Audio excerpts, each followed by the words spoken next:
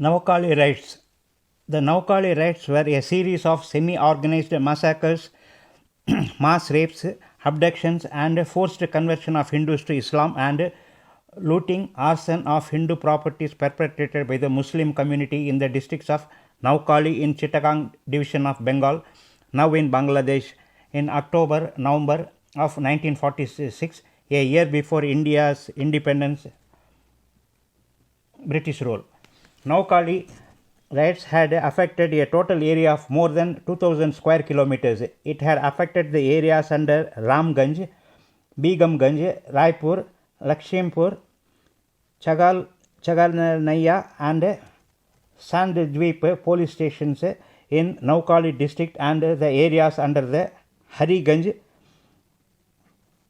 Faridganj, Chandpur, Laksham and Chowdagram police stations in Tippera districts. The massacre of the Hindus had started on 10th October on the Kojagari Lakshmi Puja and continued unabated for about a week.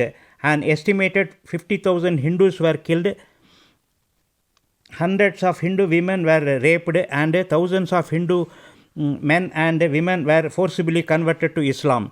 Around 50,000 to 75,000 survivors were rendered homeless and shielded in relief camps. The forcibly converted Hindus were coerced into giving declaration that they had willingly embraced Islam. Hindus were forced to pay jizya to Muslim League as dhimmis pay in an Islamic state. The Noakhali riots had happened because of the district direct action day call given by Mr. Jinnah and Muslim League. Direct action day call was given for a separate Muslim homeland for Muslims. Mr. Jinnah had said while giving call for direct action day, either a divided India or a destroyed India. Communal tensions had in Noakhali started soon after the great Calcutta riots between Muslims and Hindus. When elections were conducted in the provinces of India in 1937, the provincial power of Bengal came into the hands of the Muslims. But during the long years of British rule, power and perks of power were with the Hindus.